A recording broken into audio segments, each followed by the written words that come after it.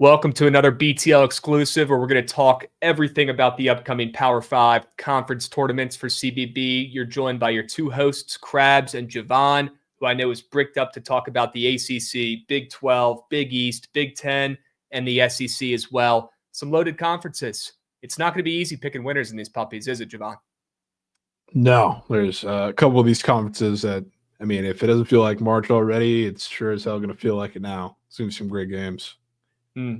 Couple of these conferences, mainly the one we're going to talk about first that starts with an A, get disrespected a lot. And, they're losing some steam and some traction in the regular season. But, hey, once March comes around, that's when the ACC does their best work, especially in the big dance. But I'm super excited for the ACC tournament as well, Jovan. We're going to talk about that. We're going to talk, some wagons, some sleepers. We're going to peep the brackets as well, give all the viewers on YouTube, all the people watching this, a chance to check out the brackets. And then for those listening on Spotify or Apple Music, if you want to see our beautiful faces, if you want to see the brackets while we're talking about them, you can make your way over to the Bookit Sports YouTube and check it out. All right. If not, we appreciate you guys listening. Make sure you guys drop a follow and drop a like. All right. Wherever you're watching or listening, we appreciate you guys. Excited to talk about these college basketball power conferences. Why don't we go ahead and get it started out in the ACC, Jovan, the best conference in college basketball, maybe not of late, but in the, the sports history, I guess you could say. It's like calling baseball America's pastime, right? But football is more fun to watch and popular. Both things are true, right? The ACC typically has been a wagon over the years, but not of late. They're starting to lose their fastball, right? But Jovan, this ACC tourney, I don't care how crummy these teams are, it's still going to be a movie because it is every single year in the ACC tourney. I'm stoked to talk about it. So why don't we go ahead and pull up the ACC and take a look at the brackets. Jovan, is it just me, or do the Hokies have a pretty good looking path as a sleeper in the ACC? Krabs, man. You might need to hang it up with the Hokies. Hokies are getting some serious line disrespect. Plus 250.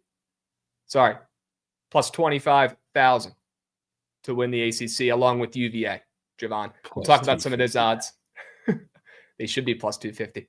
In my heart, they are. We'll talk about some of those odds here in a moment, but first, we're going to talk about the bracket. Jovan, I want to pick your brain here and see what teams you think have a chance to maybe make a run out of some of these sleepers who are playing on, day one, day two of the ACC tourney. This shit's a grind, all right? Day 2, 3 in, I'm not too worried about rest, but then day 4 comes around, you start playing some of these better teams, and it's going to take a miracle for some of these underdogs to come through, but curious to see what you're crafting up. What sleepers are you liking in the ACC?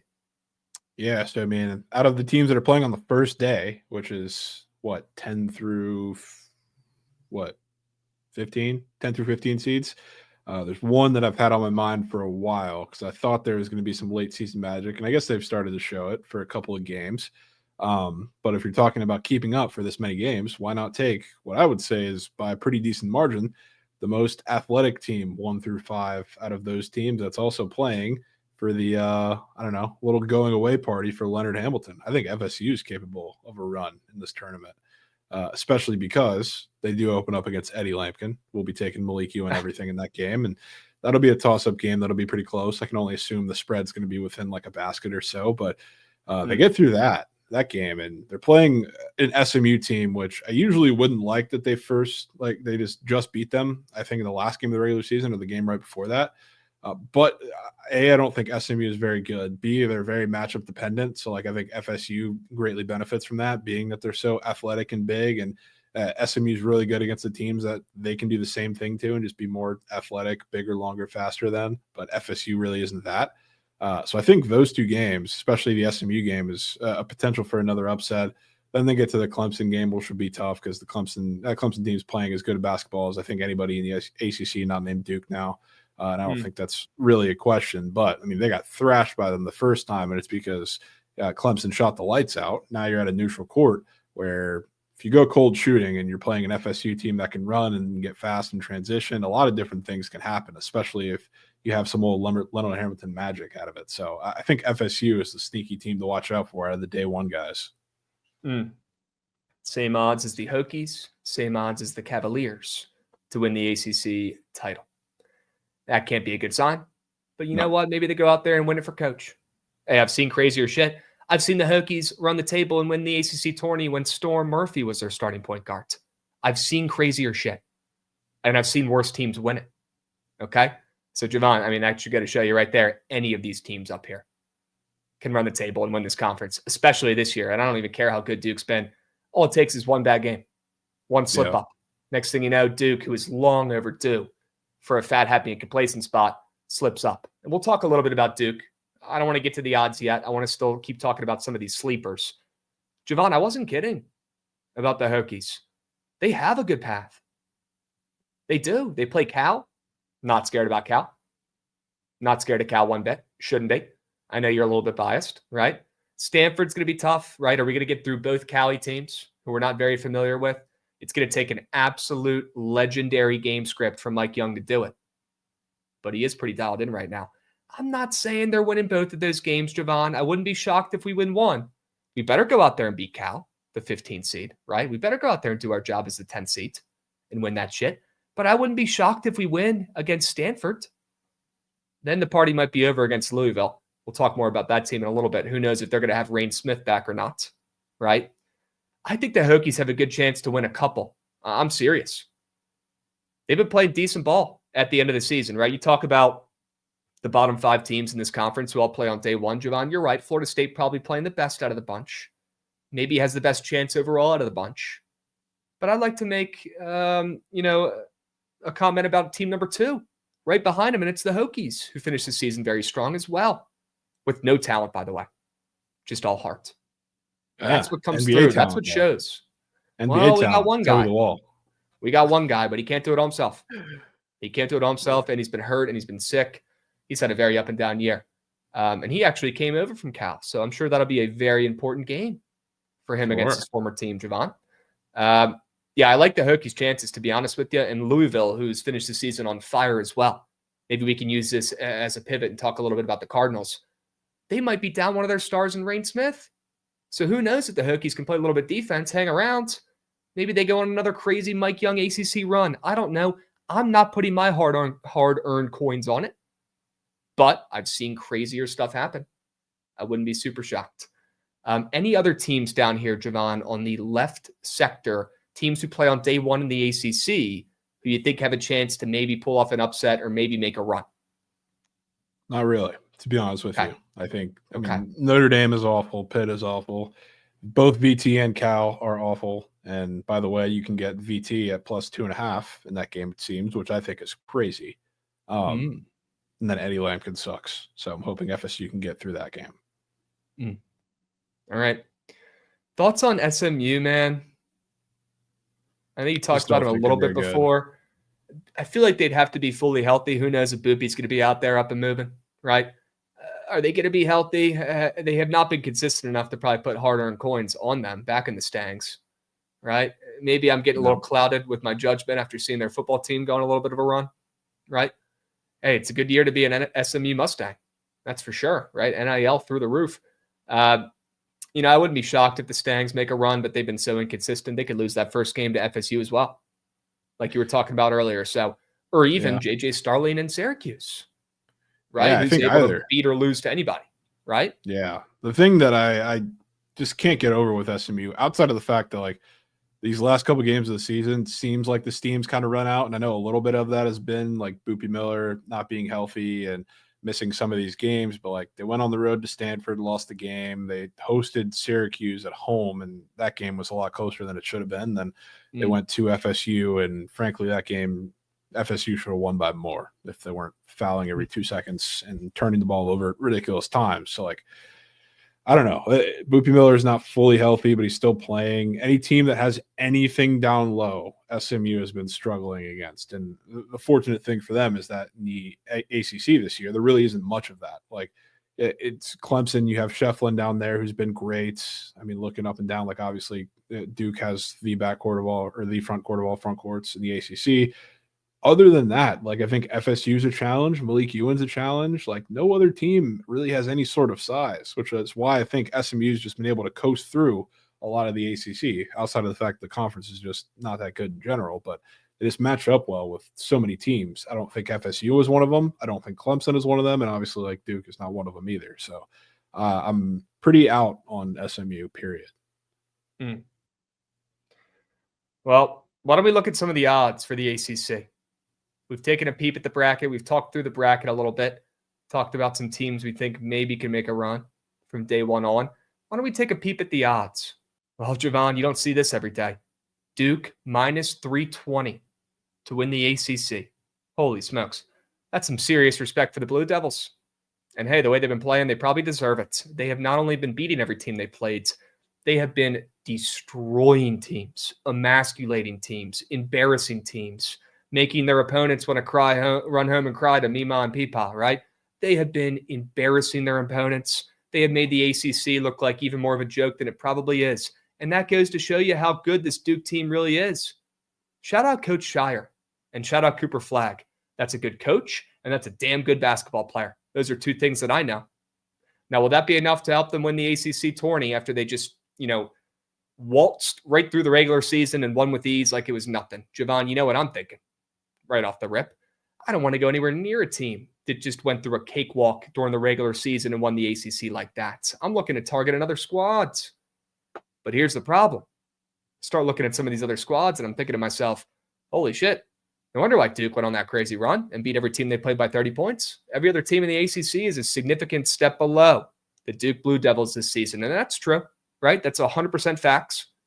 But the reason why we love this sport so much, the reason why we love March so much, conference tourneys, the big dance so much, is because shit that's not supposed to happen does all of the time. Okay, if the teams that were supposed to win every game won every game, it wouldn't be called March Madness, would it? It would just be called March. Okay, and it wouldn't be as cool, right? Duke's not winning the ACC tournament. If it was that fucking easy, Jovan, you wouldn't be landing on the Vegas Strip, turn to your right, look out your plane window, and see the shiniest, biggest, glistening buildings you've ever seen in your life and marvel at them, right? They wouldn't be as shiny if it was that fucking easy. Duke's not winning the ACC tourney. And that minus 320, that's bait. Okay, so it comes down to you guys. If you want to take it, if you want to parlay that with another, favorite in another conference, I wish you the best of luck. You are going to need it because that is a shit bet and a shit angle. Jovan, it's got to be one of these other teams. Who do you think it is? I agree that the minus 320 is a shit bet because, that's in any major conference tournament, a minus 300 or even anywhere around there higher is a shit bet. But, I think Duke's winning this, unfortunately. I don't know if I can, with any sort of confidence, look at you and look in the camera, I guess, with a straight face and say anybody else other than Duke is winning this tournament, not just because they're that much better than the rest of the field, even the, Louisville's or Clemson's of the world who happen to be on the other bracket, but like they're playing a 4-seed Wake. Like Wake's getting a double bye. That's how bad the ACC is this year. So like maybe they don't get to face Wake because UNC pulls the upset, or God forbid Notre Dame and Pitt win multiple games there. But good Lord, that UNC team played fantastic for 30 minutes, I'll say, in that game that they had at the crib. Still didn't cover, lost by double digits. Wake is even worse, and I think they match up even poorer than UNC did. So it's really hard to say that they're certainly not getting there with ease to the conference championship game, and then you're getting a potential Louisville without Rain Smith. We'll see how that plays out. You're getting a Clemson team that, again, played their heart out, got one of the only wins, or the only win in conference play that another team had over Duke in the ACC. And then X team that makes a run. God forbid it's Florida State. Maybe it's an SMU team that I don't believe in, but they strung together a couple games. It's not going to be the Hokies, unfortunately. It's not going to be Cal. It's not going to be Qs. There's just nothing else here, Krabs. As much as I love Louisville and love Clemson, I just don't think it's worth it. Think if you want to do it too. Not that I'm the, odds police or anything, but you might as well just wait to take them to the championship game. Whoever, if you're really super sold on taking one of them. Yeah. Here's what my brain's thinking right now, Jovan. Louisville without Rain Smith, it's going to be tough. And I did a little bit of reconnaissance, did a little bit of research. If I had to guess after what I, was reading a little bit, I think Rain Smith will make a return back this season, but I don't know if it'll be in the ACC tourney. And I hope it is. I hope we get to see that Cardinals team at full strength. If it is, it'll be for the championship. It'll be at the very end. It's certainly not going to be this week because he's still in a walking boot. So unless they have some sort of magical healing powers, or unless they have the ability to send him to the doctor that McCaffrey went to over in Germany, I don't think Rain Smith is playing this week. Okay, maybe he's playing next week, or maybe he's playing in March Madness, but that's going to make it really tough for Louisville to end up beating Duke, a team that hung around against Duke earlier this season, Jovan, but they weren't able to finish. They weren't able to pull it off. So not feeling Louisville, if you couldn't tell. If they were at full strength, it'd be a different argument. And obviously I'm biased with Pat Kelsey. I'll be rooting for him, right? Great coach, great first year at Louisville, but they're going to be a little too popular. And with no Rain Smith, I'm out. Clemson. Let's talk about Clemson at plus 700. They had their fun last year. Okay, they're not going to go on another run this year. If they do it back-to-back years for the first time of them doing anything ever as a basketball program, I'll tip cap. They had their fun last year. Okay, I'd be shocked to see Clemson do it again. I'll pay to see them do it. They're not going to do it. SMU, I don't love because of the matchups we talked about. I think one of those two teams, whether it's Florida State, like you mentioned earlier, or honestly, if it's Syracuse even, and J.J. Starling shows up for the first time in a month, right, and does his job out there and drops 25 like he does once a month, I can see either of those teams maybe pulling off the upset. But the one team I can't stop thinking about, Jovan, a sleeper, if you will, to win the ACC. You talked about him before earlier on. A team that nobody respects, a team that nobody believes in, and I'm going to look like a fucking idiot bringing them up again. The UNC Tar Heels. They showed me enough the other night. They showed me enough. They did. And I'm buying in. And I will have units on it. Yup. The UNC Tar Heels at plus 3,000 to win the ACC tournament. They didn't hear no bell. RJ Davis is older than me. He's still out there jacking shots, raining threes. He's not the issue. Ian Jackson's starting to play a little bit better. Coach is coaching for his fucking life. It's going to be the UNC Tar Heels, the only team that has the magic to knock off Duke. And I know it's not Duke this year. I think it's UNC. It was already Clemson last year. If Louisville was full strength, we'd have the real combo, but we can't because they're not. And I can't, risk it with SMU, Wake Forest, the Hokies, UVA. Are you fucking kidding me? Or any of these teams that are plus 25,000, plus 30,000. I'm good. I'll take the Tar Heels. And I think their story is yet to be finished in the 2024-2025 season. I think their story is so finished, Krabs.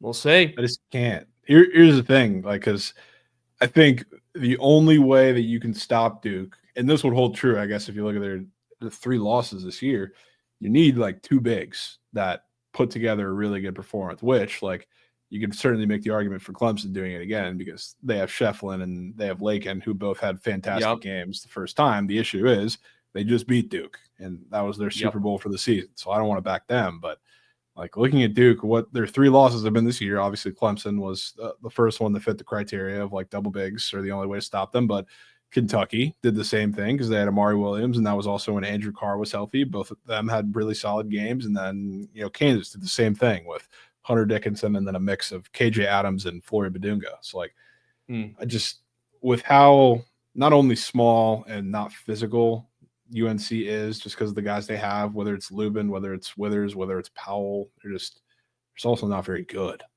I just have a hard time in it, but it is one game, so we'll see what happens. It's just, I thought we got everything from them in that game at Chapel Hill. We got a really good 30 minutes out of them, but I don't think we got it all. Dude. I don't think we got it all. Now, it's not going to be easy. It's going to take damn near a miracle. It's going to take damn near a perfect 40 minutes of basketball, right? But I think if there's one team that could do it, it is UNC. It is RJ Davis. They might not have the bigs to do it, right? But it's going to take a fucking miracle for this Duke team to lose anyways. If one team has the powers to do it, it's UNC. UNC's lost to Wake Forest by 1 point already this season. That's who they're going to face in the quarterfinals. They will beat Wake Forest. Then they will go on to play Duke, and it's not the championship, and they will catch Duke lacking, a team that just beat them a week ago. They'll catch him fat, happy, complacent. They'll catch him sleeping. And RJ Davis is probably going to take a 35 piece, but he's good for it. That kid's a fucking beast, and he deserves more respect. They're going to beat Duke, and then they're going to go on to beat either a banged-up Louisville without rain or a Clemson team that's already had their moment. Time to move on. Give me the Tar Heels. The hits are gutted. You literally have them. And if it doesn't, I'm the biggest bozo in all the land. Yeah. See how it goes. Taking a long shot to beat somebody that's minus 320 in a tournament. Sure. So, what are you going to do? It is UNC, though. That ain't Mom and Pa's long shot. That's a shit long shot. if they don't It's a come shit through. long shot, but it's a long shot. Pretty much all long shots are shit long shots until they hit. Until they hit. Somebody put that on a shirt. All right, Jovan, give me your ACC winner. Duke minus 320. Okay. Yeah, obviously not betting it, but all right. I just think they're winning. Hot take. You really went on a limb on that one. Okay. Yeah, wanted to be different, man. Got in the lab deep for that one. Why don't we move on to the Big 12? Talk about a conference with some better teams. Let's move. The Big 12, an elite conference that everybody thinks is way better than the ACC, but they've got a newcomer entering the conference this year from the American, who's about to run the table and win this conference with ease. So is it really that good, the Big 12? Is it really that much better than the ACC? I don't know. Right? Second year though. They're in it last year. Yeah, I guess. Yeah, first year them being the favorites, I guess, to win the conference. But minus 120, and we'll talk a little bit more about the odds in a moment. For now, let's look at the bracket and look at some of these matchups, Jovan, in the Big 12. It's going to be a fucking movie. Man, there's some really good teams in this conference. Now, is it as stacked as in years past? I don't know. Maybe it's a hair overrated, right? Maybe it took a little bit of a step back, or maybe it didn't take a step forwards. But either way, it's going to be cinema. Watching this conference tourney play out in Houston, minus 120, like I talked about earlier. And we'll talk about some of these other teams that have a little bit juicier odds and some chances to maybe make a run. Jovan, I'm looking at some of these teams playing in the first rounds, right, on Tuesday, March 11th. Any of these teams you think could not only win one game, but maybe rip off a couple? Yeah, and I know you're on the same page. I think it's Kansas State, as much as we hate that team, because the second game, I guess, for all the teams that are playing in the first round there, I think they get the softest matchup in Baylor, and not just because it's Baylor, but Baylor has also been pitiful away from home, as well as just leaking in general, everybody not named VJ Edgecombe for the last handful of weeks, it seems, even though they've kind of gotten healthier. Like Langston Love's come back, and you thought they were going to play better when they got healthier, but it really hasn't turned a corner just yet, and especially hasn't on the road. So now that this is a neutral site and kind of a fake home game for Kansas State, it's not the same home game as you get with KU or, Iowa State, where it's literally their home gyms because of how loud it gets, but it's damn close. So obviously it all starts with an Arizona State team that they're giving Bobby Hurley's son like real minutes right now. Like that's the state of the program, because they're injured, transferring. BJ Freeman's gone. Quaintance is hurt, and I'm pretty sure he's not playing for the entirety of this tournament. And I think the entirety of the tournament is just going to be that one game. So I know Kansas State's not fully healthy either, because Coleman Hawkins is literally playing on a broken leg. But they've been playing a little better than I expected, I think, with him a bit injured. And I know they've been on a little rougher of a stretch prior to the end of the season, but you get pretty soft matchups. So I think they can win 2 games here and get to Texas Tech. I don't think there's a shot in hell they beat them, but be a good dog come second round. Yeah, and Kansas State has a chance to make up for a moose shit regular season. And they have the opportunity here. I think they got the window. I think they got the guys. They got the veterans. They got the smarts. They got the brains. They got the bigs. They got the talent. They got the coach. We just have not seen them put it all together. This entire regular season, they've been up and down. They've either been atrocious, a joke of a team, or they've been unbeatable. And it's been majority the former. But there's been times where this team, like I said, has been really fucking good. I think we see that best version of themselves, the Wildcats, this time around for the Big 12 tournaments. And I'm not the only one who thinks that. Jovan, you're with me there as well. The odds makers are with us as well, Jovan. Kansas State getting some line respect down there at the 10 seeds. 200-1 now. And we'll talk a little bit more about the odds coming up. But compared to the teams that they're around, they're getting way more line respect from the odds makers. TCU, the 9th seed, 250-1 compared to Kansas State, 200-1. Not the craziest difference, but horrible team. Horrible team. A little bit more line respect. Yeah, we'll talk about the Frogs and their chances here in a moment. Yeah, Jovan, if I had to take a sleeper in this one, I'm probably going with Kansas State at 200-1 here. Coleman Hawkins, veteran, beast. Dave Nagesson, dude, might be my age, was playing at Virginia Tech when I was a student there. He's a beast, and he really never makes mistakes, right? He goes out there, he knows what he's doing. He plays his role well. He drops 15 and gets 10 rebounds, and they go about their day. Do not sleep on the Wildcats, a team that's still out there to try to prove something, that they're a top half team in this conference. And they did not prove that during the regular season, but Coach has a chance to prove that in front of all the eyeballs in the conference tourney. And I like their path as well. Looks like they've got a dead Arizona State team like you were talking about. They've got a Baylor team this season, bless their hearts, but that's a shell of themselves. Besides VJ Edgecombe throughout the entire team, right? Restart besides Coach. I mean, that team, though, this season stinks. And then they're going to have to go and face a Texas Tech team that they lost to already this season. So I like Kansas State. I like their path to bounce back and get a win against Texas Tech. Baylor, I'm not worried about much. I think they can roll through and win that game. And I think you're giving them way too much value on the odds at 200-1 for Kansas State. I know they were moose shit during the regular season, but come on. This team is stacked talent-wise on their roster. I think they can make a little bit of a run. Okay? I want to talk about some teams who get a little bit more respect in this conference, Jovan. Not really sleepers, but some faves. There was one team that stuck out to me a little bit here. The 5 seed, the Cyclones. I want to get involved. I want to take the Cyclones at plus 700. I know they've dealt with a ton of injuries of late, but they'll be relatively healthy heading into this tournament. And I want to back the Cyclones, a team that I feel like nobody's really talking about much because they've had a tough second half of the season. Yeah, it's just so tough with them, with their injury situation, because I think Keyshawn Gilbert is probably not going to play, it seems like, which is a pretty big loss. Maybe not for that first round game, or I guess second round game for them, but they're playing the winner of Cincy, Oklahoma State. But I don't know. I just hate buying into them when they're super shorthanded. Definitely going to need to take Curtis Jones, everything. But I think the part you might underestimate a little bit, Krabs, is that Iowa State's always going to get line respect because this gym is literally renamed after theirs for the home environment that they get. It's literally Hilton 2 down there, or Hilton North or South or whatever it is. I don't know geography, but they always get respect there, and they play really well there. And up there in the bracket with them potentially, if they win their game, is I think one of the most underrated, under talked about teams right now in the entirety of college basketball. That's playing fantastic, and nobody wants to mention it. BYU Cougs are playing great ball, and it's going to be a tough spot if they do get that matchup with Iowa State, not just because of the basketball matchup, but because of the very, very obvious home court advantage that Iowa State gets there. And BYU is known to not play great on the road, and away from home, that is a tough task. But I think they're up for it, especially if Iowa State's not fully healthy going into that game. So I respect BYU, and I really don't want to be on the other side of them. Yeah, I'll tell you what I liked about the Cyclones, that they lost in that bullshit game against BYU in double overtime not that long ago. Remember when they gave BYU that handout win?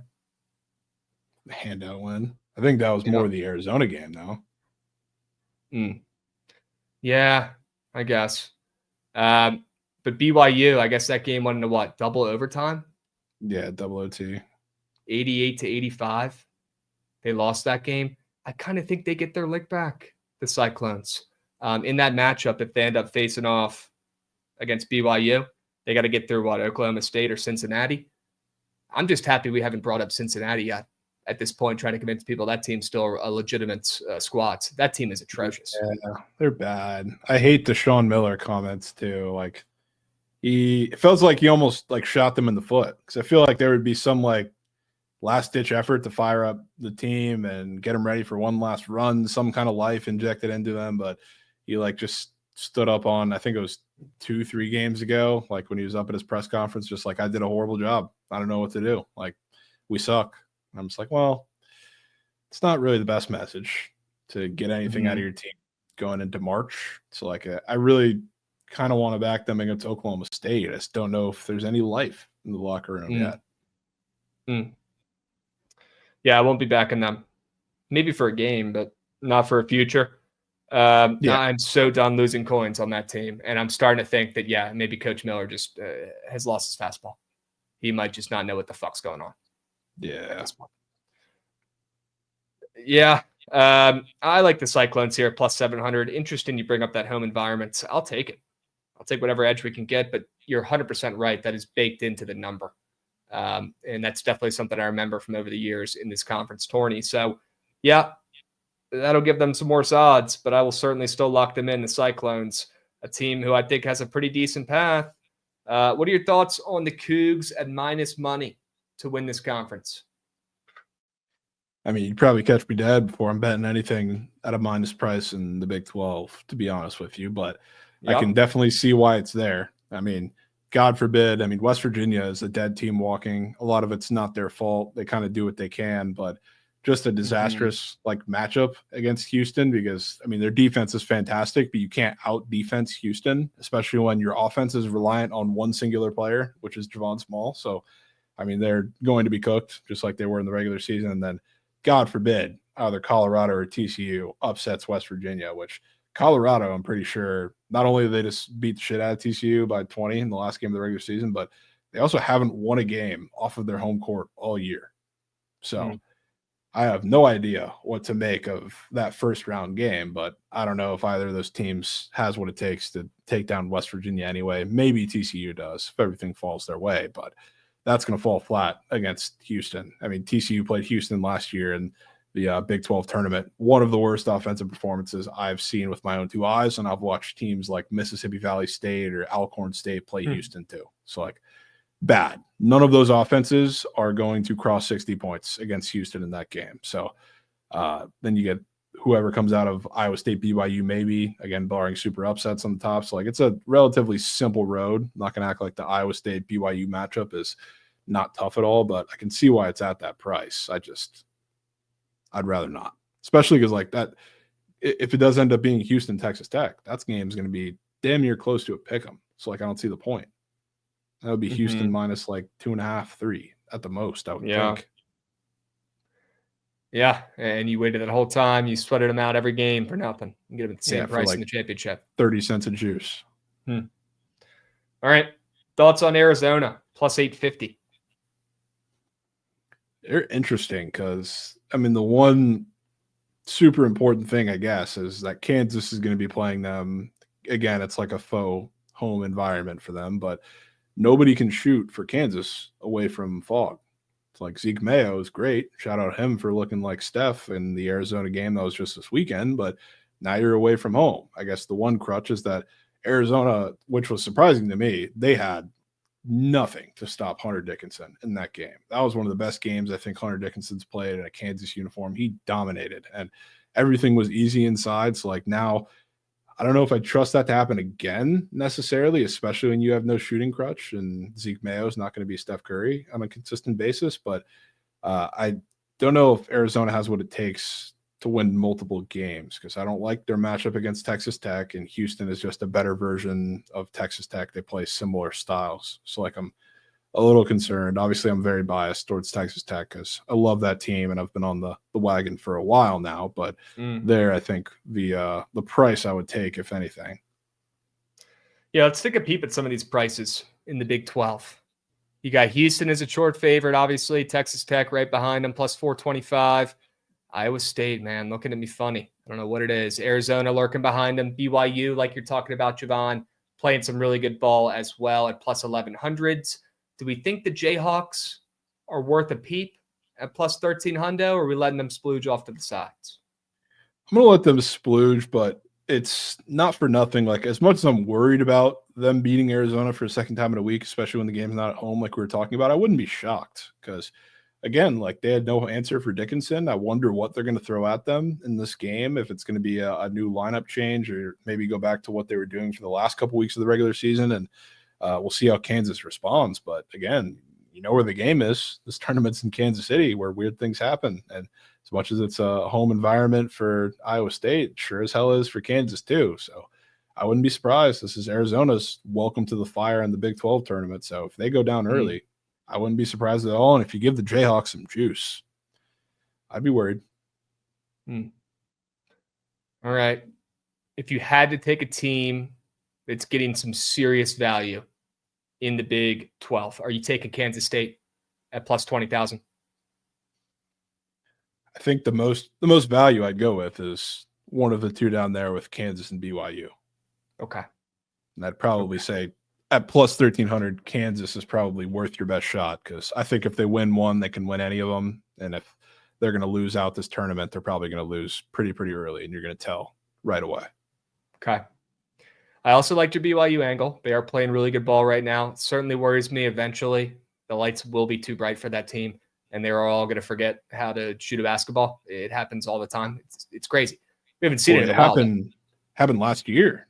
And the Big 12 tournament game last year, they came crashing down. And I think that was it's kind of in the back of my mind now too, because I think going into that Big 12 tournament last year, we were at the point where I think everybody was kind of hip to BYU, and they were saying this is the team that can make a run. And like they got, even though they crashed out early in the tournament, they got pretty popular like going into March Madness, and then that fell flat too. It was just like, now nobody's really talking about them. They're playing really good basketball. So God forbid this is the time where they figure it out on the road, or not on the road, but away from home.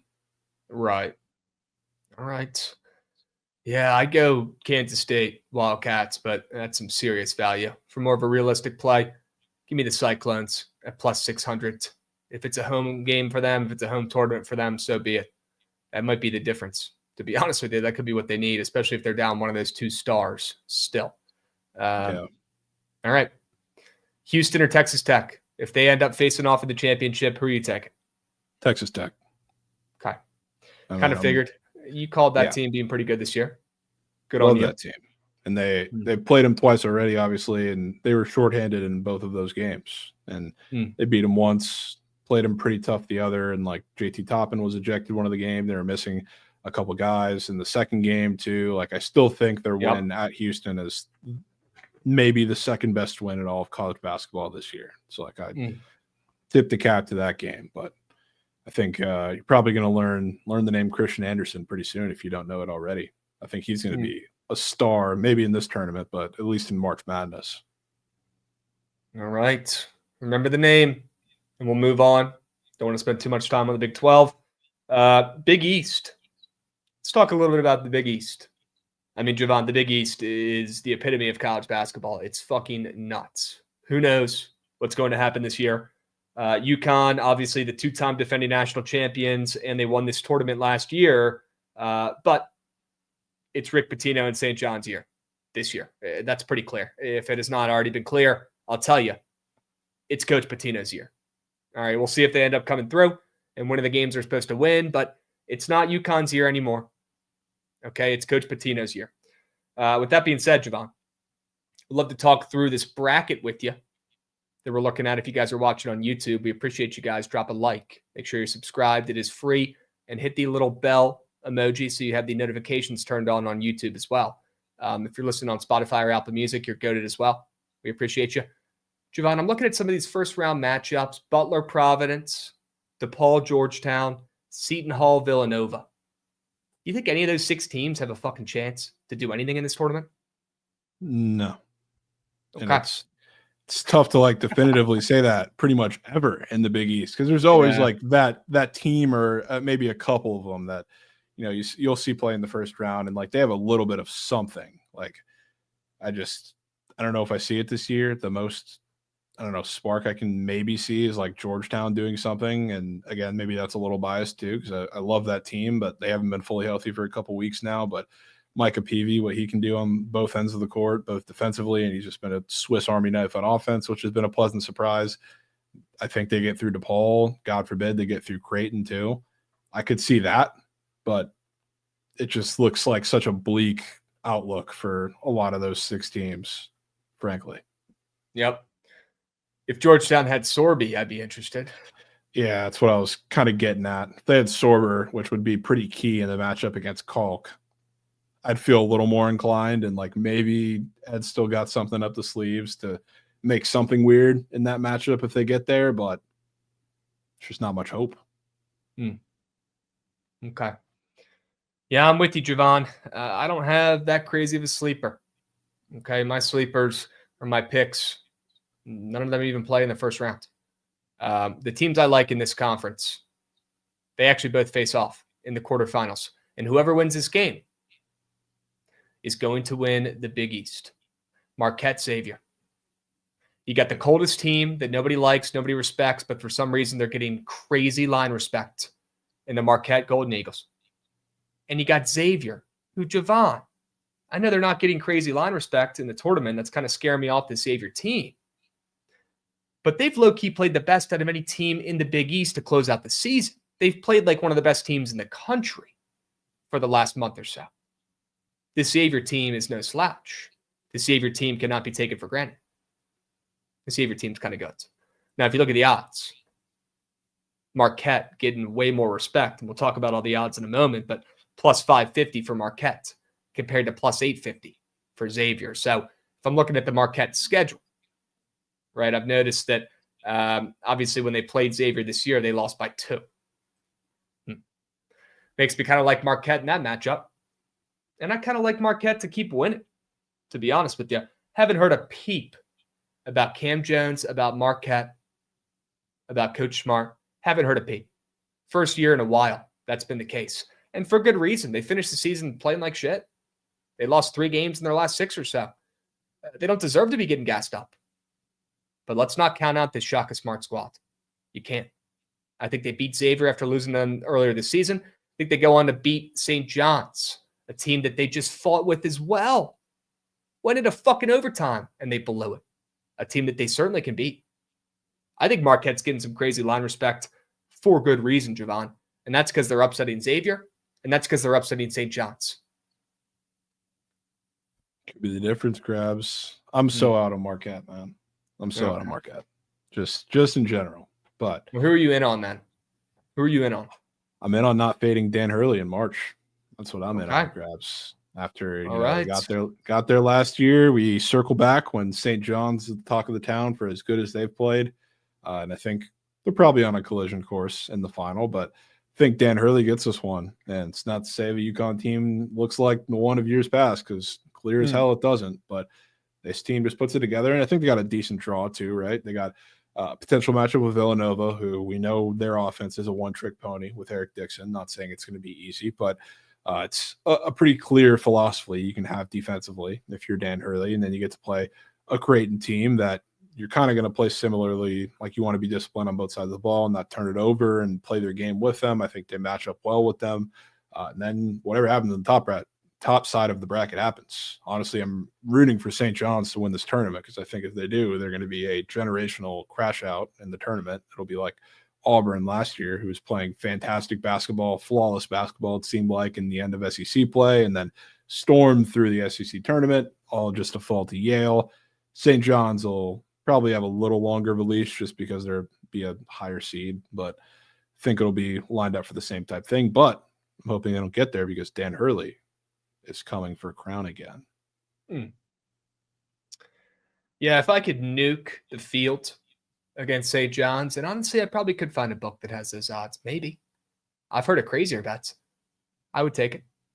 It's the thing, though, perhaps. I feel like you'd want you minus like the bet you would make to win this tournament. I feel like you so are with me in wanting them to get through this tournament so we can get to March Madness, and everybody's going to have them as their sleeper when they're really the hottest team in the country. I think it's a win-win. We fade them in this tournament. They probably lose.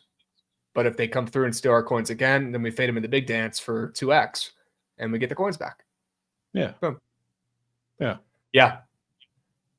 I still think there's a chance they fall flat on their faces in the Big East tournament, though. Yeah, there's always a chance. Yeah. Always a chance. Would it be sweeter to see them win this tournament at plus 150 or whatever their short odds are, and then get destroyed in the first rounds by a dog like Yale did to Auburn last year? Sure. That would be hilarious. But I want my coins now. I want my money now, and I want to fade them now in this tournament. I don't think they're getting through Marquette.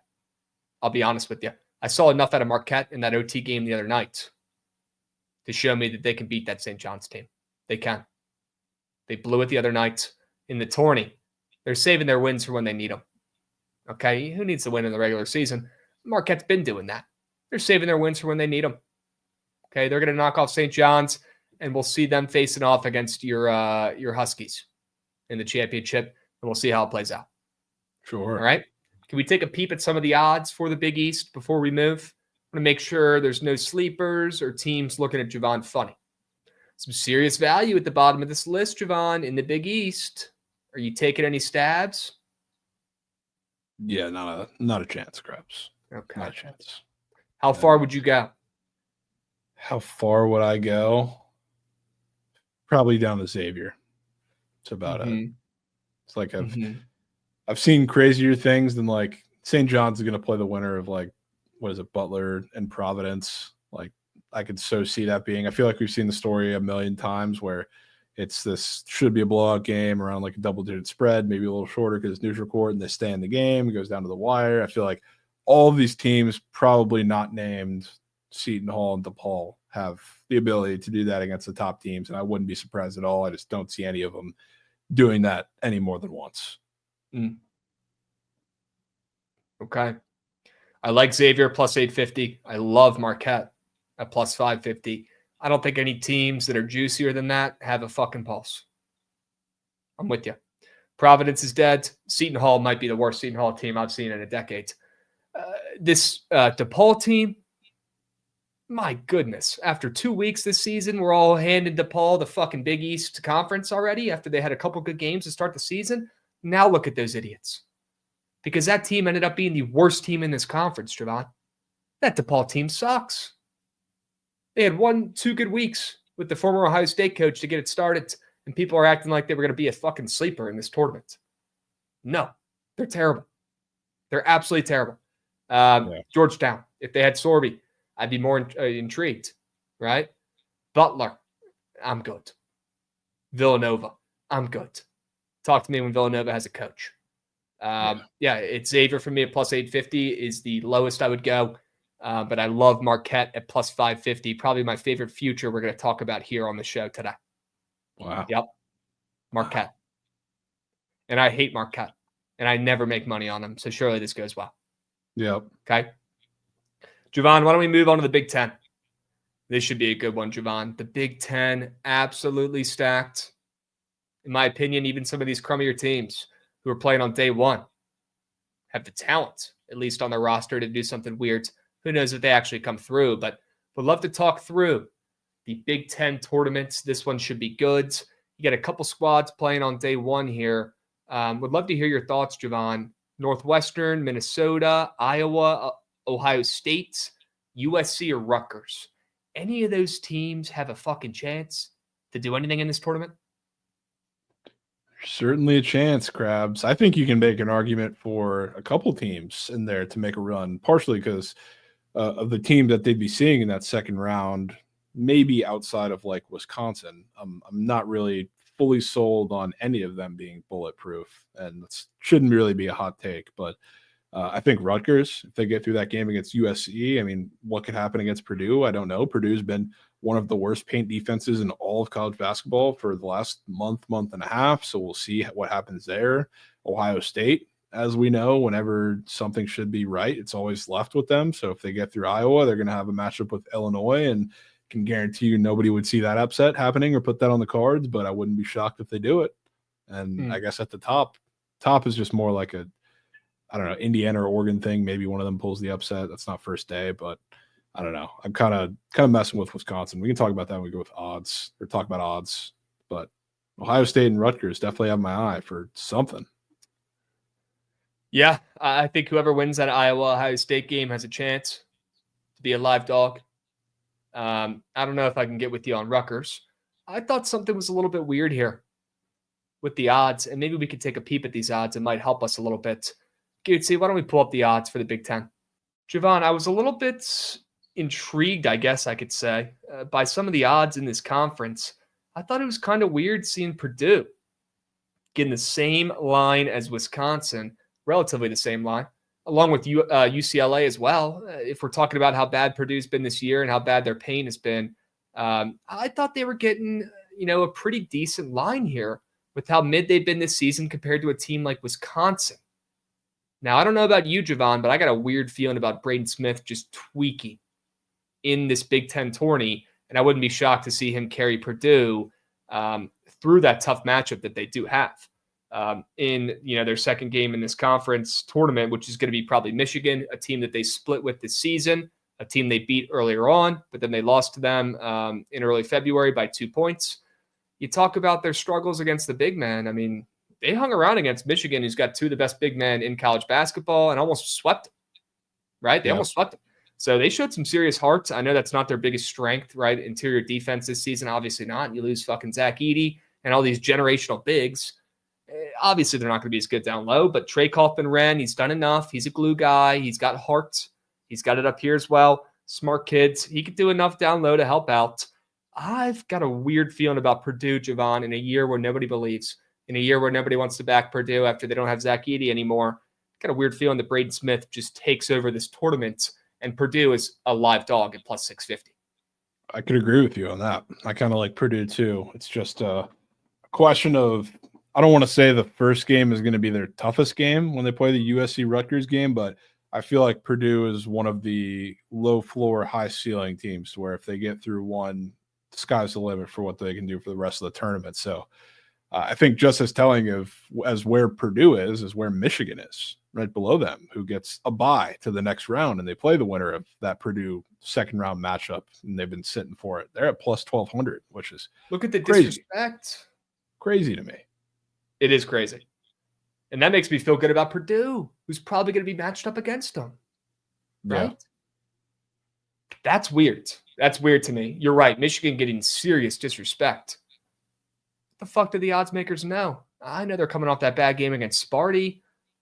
Maybe they think they're frauds. Maybe they know they're frauds. Yeah. The public seems to think Michigan's pretty good. Yeah. Maybe not as much after that Sparty loss, but plus 1,200 for Michigan and how good their record's been this season under Coach May. That tells me they're not doing shit in this tournament. Okay. Yeah. I'd rather take a stab at Purdue at plus 650, like I was talking about earlier. I'd rather take Illinois at plus 750, but good fucking luck. And that team, when they're bad, they are bad, and they will lose to anybody. If they don't have their fastball, they will lose outright to any team they play. They could be playing the Mount, and they would lose outright if they don't have their fastball. Jovan, there is a team now in the Big Ten that I really don't like betting on or watching. I get really pissed off. I was chirping their big man a couple days ago. But this is a team that every single March, man, every single March they show up and they have talent.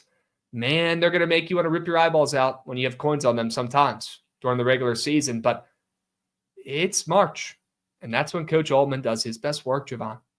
Dude. And the Ducks are getting almost plus 3,000 to win this conference tournament. Jovan, hear me out. They are playing great basketball right now, and nobody gives a shit. I haven't heard a single person paid to talk about this sport talk about how this Oregon team has ripped off 6 straight wins in a row to finish conference play. Not one person talking about the Ducks. That kind of sounds like a team I want to put my coins on. I know I've roasted Nate Biddle this season. I know the guy is softer than baby shit. And when he gets in foul trouble, you can pretty much eliminate him from that game in the stat sheet. I would not consider him strong mentally out there on the court. When stuff goes wrong, he does not play better. He does not thrive or battle through adversity. No. But Jovan, he might not have to. The way the Ducks are playing right now, the way Schulstad's playing, the way Coach Altman's coaching. 6 straight wins to the end of the regular season, and they're plus 3,000, damn near on the odds. How do I not take a sprinkle on that? They're looking at me funny. Yeah, I can respect it at the very least. I guess, obviously, like my big concern, not just because Michigan State's the best team, is the fact that Biddle, I mean, I would say one of his worst games, I don't have the numbers up in front of me, one of the worst games I can remember easily was the Michigan State game, not just because their defense is so good, but because their interior defense is fantastic and kind of took them out of the game. So, like, I do respect the run that Oregon is on. It has been against a lot of bad teams, minus Wisconsin, but the one thing I will give them out of a lot of the mid teams in, I guess, the Big Ten, you can argue, they've shown the most fight on the road, I guess, as of recent. So I can respect that, being that this is away from home and you're going to be playing a pretty tough environment that's not quite a home game for the top teams, but you're obviously at a big geographical disadvantage, big travel disadvantage. So out of all, I guess, the West Coast teams too, especially, I can lean into them the most. So I'll tip the cap on that. I can get involved. They're probably going to end up playing Michigan State if they can get through Indiana.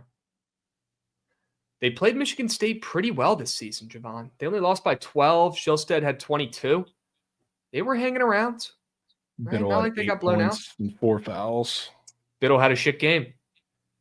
And that was their last loss. So if you believe in destiny, you believe in, weird correlations like that, maybe Oregon swings it back around and they end up handing Michigan State their first loss in a minute. A team that was the last team to actually beat them. Yeah. I just can't see Michigan State going down first round, man, for them. Or their first game, yeah. Yep. First game. That'd be something, wouldn't it? No fucking shot that happens. Be great. I respect the heck out of Coach Izzo. I do not want to let that get twisted. I think we can all agree, though, that team is overrated. Very. I hope they prove me wrong in March. I hope I'm wrong for Coach Izzo. Yeah, that's what I was about to say. I was like, I think the team's very overrated, but I don't know if the Big Ten tournament is the place to get that proved right, because I think you can say that about pretty much every team in the Big Ten. That's maybe not the Terps or the Badgers, but pretty much everybody else. What are we going to spend this whole podcast and not talk about the Terps? I would love to talk about the Terps because that's who I want to take. I think that home disappointment towards the end of the season is the best possible thing for them going into March, because I think that was, I don't know, one of the craziest environments they had in the Michigan State game, which even I was able to see that as a person who's not a local over there, but the environment was crazy. Obviously lost on a heartbreaker. They followed that up with, a gritty win on the road against Penn State, gritty win on the road against Michigan. And they came back home, took care of business against Northwestern. I have loved this team for a bit now. I think they are built for March, and they're with Queen and Reese. It's a tough matchup for anybody. And I just think this team is exactly what you want out of a team that's built for tournament basketball. And I think they got a pretty solid draw too. So I'm in on them. You're buying into the Crab 5, huh, Jovan? The Crab 5, man. I've been bought in for a while now. I would feel remiss not standing on business. They got a good squad. I'll tell you how I know they have a good squad. I do follow the Terps. For better or for worse, and a lot of the times it's to make fun of them and roast them and scold them and make fun of them for fucking up. That's what the Terps do in every sport, to be honest with you. But they should be good at basketball. There are no excuses. Now that they have a sufficient, solid coach in Willard, and he's not a bozo and Turgeon, no excuses for the Terps, right? And Jovan, I know we've talked a lot about the Crab 5, and people are roasting this team. They're saying they don't have depth. We haven't had to see the depth because the starters have played so fucking good. Knock on wood, they've had health on their side the whole season as well. They haven't had to play the backups much. But Jovan, their backups are starters from last season. These guys have plenty of games under their belts. They're just waiting, chomping at the bit, foaming at the mouth to get out there on the court when needed. But the starters are so good, Jovan, you might not need the backups in there. When you got the Crab 5 out there dominating, right? You got Derek Queen, who's going to be a top 15 pick in the upcoming NBA draft. I don't care what anybody else says. He will be a top 15 pick. I don't care if he's an old big man, right, in the NBA. He will be a top 15 pick in this draft, no matter what. You got Gillespie, who just keeps playing better. You got Rodney Rice, the former Hokie, who's actually extremely good at basketball. And talk about a closer. Whew. Kid's got ice in his veins. Got a couple game winners this season as well. Fun to watch. Rodney Rice, clutch as well. Reese, the glue of this team. And I can't stand his sister. Super annoying, super loud. But Julian Reese keeps his head down. He grinds. He's a blue-collar player. And he deserves more respect, more credit. He gets plenty around the DMV. They fucking love him around College Park up there, as they should. He stayed there, right? He's been there for a while. Julian Reese, he's him. And he ain't done yet, right? They're going to do something, whether it's in this tournament, conference tourney, or whether it's in the big dance, Jovan. The Terps are doing something. So you might as well sprinkle on something here and make sure you don't miss out. And they got a couple other guys I didn't mention as well. Miguel plays great defense. You got Harris Smith and Gapare coming off the bench, a forward and a guard who are pretty solid as well. Geronimo getting decent minutes as well. They've got bodies. You just haven't had to see them play the backups yet because the starters have been so fucking good and so healthy, knock on wood. If they can keep it that way and stay healthy, what other team has two bigs that can match up with this Terps team besides Michigan, who's plus 1,300 in this conference tourney and clearly not winning it? If they were, they'd have odds that were cutting half of that. Look at the Terps at plus 350, Jovan. Look at the respect they're getting right behind Sparty. Crazy. I haven't seen respect like that on the Terps in years, since Gary Williams was at the helm. Straight up. And they Since could big get old Gary was running the show. They'll get either Illinois, who I think is just a beautiful matchup, and I think we saw that the last time they played, because Illinois wants to play fast, shoot threes, and really not get anything at the rim, so they're super reliant on that. That's terrible against anything that Maryland's going to throw at you, or, God forbid, Illinois gets upset by, maybe the Ohio State team that already beat Maryland in a super weird game that was in Columbus, or, God forbid, it's probably not going to be Iowa, but on the off chance it's Iowa, I mean, Derek Queen's going to have 30 in the first half. Small chance that happens, but Ohio State rematch for lickback, or an Illinois team that is just not built for you. Pick your poison. It's Terps team. They got size. They got two great bigs, one young, one old, one with crazy talent, one with crazy experience. They got the guards. They got one veteran. They got one young guy who's got crazy talent, and then one veteran who's clutch as heck. They got a coach. Something feels different about the Terps this season in the Big 2-5. And I'm the biggest Terps hater of all time growing up. I'm telling you right now, Jovan, Terps are either doing something in the Big 10 tourney, or they're doing something in the goddamn Big Dance. But either way, I'm going to have some coins sprinkled on the Terps. Yeah, why not both? Okay, sure. All right, why don't we move on? We got one more conference to get to, and this might be the best one yet. Let's move on and talk about the SEC. Oh, Jovan, this tourney is going to be good, my man. The SEC Conference Tournament. It's going to be cinema. It's going to be a movie. And I want to ask you, my man, who is your favorite team to come out of this stacked conference? I mean, are we talking just sleepers, or are we talking period Krabs? Favorite team overall? I mean, I have to stand on business, right? I'd say the Gators. Picking the Gators? Of course, dude. Around plus 300? Sure. Yeah, stand on business. Okay. I got on the wagon last year before they're even a thing. So I've been riding the rise for literal 2 years now. So they've just been playing incredible ball. And again, like looking at the bracket for them, I think there's very few teams in all of the SEC that you can call overrated, because they are just that good. Mississippi State's one of them. So if they win that game against LSU, and God forbid they beat Mizzou, we'll see how that matchup fares out. I think it's great for the Gators. But we talked about this a little bit on BTL too. Missouri, or maybe it was in the spaces, Missouri I feel like is gassing out, and people don't want to realize it, because it's been the bounce back spot for them for a couple games now, and they just keep falling flat on their face. I think Mizzou might have lost their magic a little bit. They just might have. They've become very dependent on Caleb Grill just shooting themselves out of games, which, again, like, this is March. Weird things can happen. Crazy stretches can happen. You're on a neutral court, though, against a really good defense in Florida, even though they want to play fast. Their defense is very deceptive if people just box score watch. It's been fantastic this year, and they already beat them. It was a crazy game the first time they played.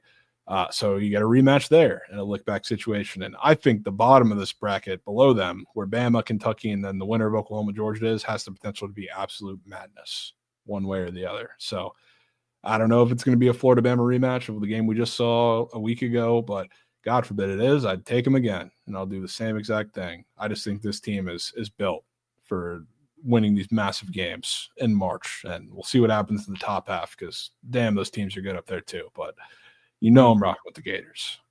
Yep. Not especially surprised to hear it. Big. I don't know if it qualifies as like a revenge factor or like what it really is, but the amount of heart that was shown last year, Krabs. Remember that game in the championship? For the Gators? Yeah. Remind me. That was when they were playing Auburn. And it was I don't know, it was the game where Hanlocked and broke his leg. Jeez, so I remember that. Yeah, that happened very early in the game. So they were fighting and eventually fell apart big time. They lost by 20, but I mean, so much heart was shown throughout that entire run last year. I think that's the point where everybody started to realize this Florida team is legit and can contend for something. And it fell apart first round of the tournament because they got a really bad matchup against Colorado. But the same stuff. I don't know, they'll remember that game. And God forbid we get a rematch of that in the championship this year, which, I mean, it's 1 versus 2, so that's very possible. But get your lick back. It's about that time. That would be very full circle moment for the Gators there. Yeah. And isn't Hangloken out there playing again now too? Didn't he get up and moving? Yes. Yeah, I don't think he's technically like full go minutes wise, but he's getting acclimated. I would assume they're ramping him up or have ramped him up enough to get fully active by March, or by March Madness. But they're so deep, dude. I mean, even without Hangloken, like they've got Chinyelu in there, he's just a massive body. They got Thomas Hall, who's like one of the most underrated players, I think, in the country. They've got guards that can do anything between Clayton, Martin, and then like Richard is technically a 3, but like just deep at every level. And I know a lot of these teams in the SEC are, but they're just built different. Let's take a peep at some of the odds in the SEC here. I want to see how Florida stacks up with the rest of the conference. Not surprising here, Jovan. Auburn, the favorite, although you can still get them at plus chicken to win the SEC tournament at plus 150. Then you got your Gators hovering around plus 300, depends on where you look. Then you got Bama sitting around plus 400-ish. You got Tennessee plus 600s. And then you got a pretty big drop-off before the rest of the squads. Let me ask you, because you already said it's got to be the Gators. That's your squad. That's your favorite. That's your best pick in this conference. You got a sleeper that you like, though? You got a team that's, maybe got a little more value next to their name? I think you should watch out for the Aggies, Krabs. Wow. I know a lot of time, I guess more so in the regular season when they're in these big matchups, we do the same song and dance with them, and they fall flat on their face. Wade Taylor shoots toward eights, just all falls apart because they're not an offensively gifted team. But you look at their path, it's a really odd game between Texas and Vanderbilt, where Vanderbilt, should win the game comfortably. I assume they're going to be a decent-sized favorite, but God knows what Trey Johnson's going to do after literally their season was on the line, and he went 0 for 14 in a game against Oklahoma this past weekend, which was horrendous. Wouldn't be surprised if he has something up his sleeve, and then they're not beating Texas A&M in that first game. But then if they get past the winner of that game, they play Tennessee, which I'm not a big fan of Tennessee, but I think something worth pointing out is how poorly they've performed on the road, like to close this season, outside of the one time they went into College Station and beat Texas A&M. Their other road games, they lost against Ole Miss in a game that they folded late in an embarrassing effort where, I don't know, Sakai Ziegler was just panicking. They didn't look good on the road against LSU. They got the win. That was right after the Texas A&M game. They went to Kentucky and lost by double digits. Like, they played an Oklahoma team that was dead. I'll give them that. But, there hasn't really been any lights-out performances on the road. It's the Auburn game, and they went to Auburn and played well, but lost again. Is another example of that. They haven't been really good away from home. So, I think that's something to pay attention for, outside of the fact that you have an A&M revenge angle potentially lurking. And we do see A&M, they're kind of the nightmare team to face in terms of tournament-style basketball, because they're a team that's going to be gritty. They're a team that's going to rebound. They're a team that's going to get you into a rock fight, and we've seen it a bunch. So, I think that team is a little frightening to face. Yeah, I could see it.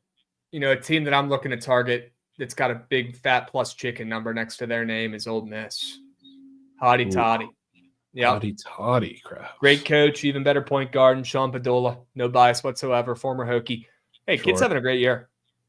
Third team All SEC, probably should have been second team. Maybe he plays a little pissed off. They got him in Brakefield. And they got a couple decent role players as well. Dre Davis, nobody talks about, nobody gives a shit, but he averages 11 points per game. Kid from Seton Hall, pretty darn good player, good veteran as well. This team's got a lot of solid veterans. I know they don't have a great paint presence. So once they run into a big team, they're going to struggle, right? Unless they get some help, or that team just absolutely sucks. But this team stinks at rebounding. Now, we have seen Brakefield step it up of late, though, the senior, and play much better of late. But will that be enough? Probably not. Eventually, they will run into a team that's just too dominant down low. They're going to need some help, I guess is my point. But Ole Miss at that price, plus 6,500, offensively, we know they're talented enough. And they finished the season pretty well. They won, 6 games in a row to end the season. I feel pretty good. They got that Florida loss. I was looking at the beginning of their schedule. Jesus Christ. Florida, they lost to by 19 in their last game. But before that, they did have those big wins against Tennessee, against Oklahoma. This team is good enough offensively. They're going to need some help defensively down low. But as long as they don't get a matchup against Auburn right off the rip, I think this team has a chance to maybe do something and shoot themselves into some games. I can get with that. I can 100% go with that. I was a little scared about how they're going to match up against Auburn, but I guess you could say that for pretty much any team. Yeah. And if there's one guy that might be able to figure something out, it could be Chris Beard, because people forget he's still coaching. People forget is a really good coach. Ole Miss, solid squads that I feel like gets forgotten about a little bit in this conference. The odds are not a great sign there. I would have hoped they'd be closer to Mizzou, around plus 2,500. But, I mean, this team has no real presence in the paint. Yeah. So they're going to get a little bit more on the odds, probably compared to a team like A&M or a team like Mizzou. But at least they're not as juicy as like a Georgia or a Mississippi State. That's at a number that I think has no fucking chance, right? At plus 11,000 or plus 15,000 for Georgia or Mississippi State. I think those teams are probably caked. They got to play extra games, though, Krabs. They got to play some extra games. All the 8 on the right are the first round teams. Sure. They got to play some extra games. That definitely doesn't help their odds. Is there one team on the right sector or a team that's playing early on in this SEC tournament that you're targeting that maybe could pull off some magic? Yeah, I think Georgia has the chance to make the bottom of that bracket really, really weird. Another team that I've had my eye on for a lot of the year. I thought they're going to be a tourney team, and I think they've pretty much secured their spot now. I don't want to speak in absolutes, but they're off the bubble if you look at like all the bracketology measures, but I'm pretty sure a loss would put them right back on it. So it's still seems like a must-win situation. It sure as hell is for Oklahoma, who they're playing in the first round. But I've been sticking to like betting them this specific way all year. I say it all the time. If there's a team in the SEC that does what Georgia does better than them, I don't bet them. I even fade them at times, which a lot of those teams like the Auburns, like the Floridas, even like the Tennessees or even the Texas A&Ms, those qualify for that. The bigger physical teams, they'll like to rebound, get second chance points, and really slow you down on the defensive end. But when they play teams that don't really have much of an inside presence and are just not physical, the door's open, which Oklahoma, I know they're in a desperation spot. They just, I think, essentially ended Texas's seasons and extended their own. Now they're in a must-win situation. I think it's a really bad matchup for Oklahoma. And then you follow it up with Kentucky, who Georgia's already like enforced their will on. They beat them by 13 in the regular season, and a game that, you know, Kentucky, that wasn't like one of those games where they were missing a bunch of guys. That was when they're fully healthy. Like they had Andrew Carr and Amari Williams in there on the inside, and they still bodied them around, got them into foul trouble. Like Asa Newell had his way with them on the defensive side of the ball. So like they match up well with Kentucky too. And God forbid, you know, they win both those games and get to Alabama, another like clash of styles. So like they're very different from pretty much everybody else in the bottom of that bracket. So I'm not saying they'll for sure make a run through the bottom of it, but I would not be shocked if they pulled, you know, an upset or two. Obviously, it all starts with the Oklahoma game, where I assume they're going to be a little bit of a short favorite, but they can make that weird for sure. Yeah, don't sleep on the dogs. We're not talking about football. They're making a nice little run, closing the season out very strong down there at Georgia. Okay. I'd rather take them than Mississippi State, and I think the odds indicate that's the right move as well. Mississippi State, a team that's been recently ranked. It's getting major disrespect. You got an Arkansas team coming off a big-time win as well, closing their season out strong. They've got longer odds than Georgia, right? So I think it's a good sign you're seeing the Bulldogs at plus 11,000 compared to plus 15,000 with Arkansas and Mississippi State. Yeah, it's kind of weird now that I look at that after you mention it, because, I mean, Mizzou or Miss State, I assume, is going to be bigger favorites. Quite a bit bigger favorites than Georgia is against Oklahoma. And then I probably don't see a world where the line's any shorter in their game against Mizzou if they were to win than Georgia, Kentucky. It does look kind of odd now that you say that. Yeah, they're getting some respect. Georgia, I'm telling you, man. Interesting. They're getting some respect. Definitely anti-Miss State too. If you didn't catch that sentiment, I think they have early March Madness exit written all over them, and I really don't have too many negative things to say about like any other SEC team as far as like actually exiting early. You know, like I'm not a fan of Tennessee, but they're getting good enough to seed to where they'll win a couple games, 1 or 2, and we'll see there. But the rest of the teams are just fucking good. A team that I'd like to take maybe a sprinkle on. It's got pretty juicy odds. Vanderbilt. Yeah. We know maybe Vanderbilt themselves have not been in a spot, to win their conference tournament or go to March Madness in recent years. Actually, they've been fucking terrible. And whoever was in charge or calling the shots over there should be held accountable, and they're probably not in charge anymore. That's why you bring in the JMU coach. That's why you bring in an entire new squad, a completely different team. Like, I'm not even kidding. Every single player, new team. And every player on the team's a guard. If you remember that from the beginning of the season, right? When the coach put on the depth chart, and that was a while ago, but on the depth chart online before the season started, every player on the team was a guard. Wanted to prove a point, say everybody on the team, you better know how to fucking dribble or you're not playing, right? If you're out there looking like you're playing with your fucking eyes closed, like you're a center from 1970, you're not fucking finding the court, okay? And I've been very impressed by this Vanderbilt team, Jovan, overall this season, and they're getting a very juicy price, plus 20,000. Clearly, odds makers aren't with me here and thinks they have a chance. I also think they're just a fun squad. You got Tyler Nickel, former Hokie, right? You got Max Collins, former Hokie, who actually sucks. Happy to see he left. Nickel's actually solid, though. I'll give him that. AJ Hogarth, who's like 30 years old, literally might be older than me. He's playing on this team as well. They got Edwards, who's actually good, averaging close to 17 points a game. He's a junior. Very excited to see where he ends up playing next year if he comes back. He'll be one of the better players in this conference, low-key next year, at least offensively. You got McLaughlin, who kind of cooled off as the season went on, but gives them sort of a presence down low, at least minimally. I like this Vanderbilt team, and I really like their coach. And their coach, he's won a conference tournament before and taken his JMU team to the dance. So he's got some experience. Maybe Vanderbilt shocks the fucking world at plus 20,000. The Commodores. You want to know why Devin McLaughlin's cooled off, Krabs? Because in their last 10 SEC games, he's fouled out 6 times. Damn. So, like, that's the one thing that always scares me when I'm trying to think of, like, can Vandy make a run? It just always comes back to bite him that McLaughlin has 0 IQ when it comes to fouling. It's just he's in foul trouble every single game. So when they play a team that actually has, like, a big, which I guess like really couldn't come back to bite them or doesn't have to immediately, it's going to be a problem. But they figured out ways. This team just has some kind of magic behind it. So like they do. I'm very interested to see the draw that they get in March Madness because it's going to be pretty dependent on how I look at them.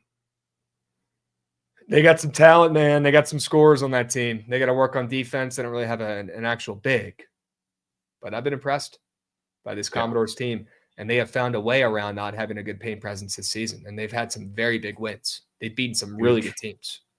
Wouldn't be shocked if they run the table and do something crazy here, although like you're saying, I'd probably rather target them maybe in March Madness if they have an early exit here in the SEC tourney. I think they're a good like game-to-game team. It's just like even though like it's 20,000, I'm not like shitting on you for taking a long shot at all. I love it. I'm just like in my head, there's some teams that I just know are not going to string together that many non-Devin McLaughlin foul trouble performances. I just hate the thought of it. Just having a future and sitting there and like I know Devin McLaughlin is going to miss half this tournament because he is a bozo on the defensive end sometimes. Yeah. Okay. So you don't think they have a fucking chance? Not necessarily. I want to hop on with you game to game potentially. Shit. All right. Yeah, that's if anybody listening out there is wondering how much is Krabs going to put on Vanderbilt, lunch money. $20. Okay. That's not even like a 0.1 unit. Okay. That's a lunch money play. I want to go ahead and clarify that because I was probably talking like it's my favorite future of the conference tournament. No, that is a lunch money play at plus 20,000. What I like a lot better would be Ole Miss. Or honestly, I hate to say it, Jovan, but if I had to pick more of a favorite in this SEC conference, I would go with Tennessee. And I'd back Ziegler and I'd back Coach Barnes. 2 guys who, when the lights get bright, they suck. Of course I got to back that team. They're so due.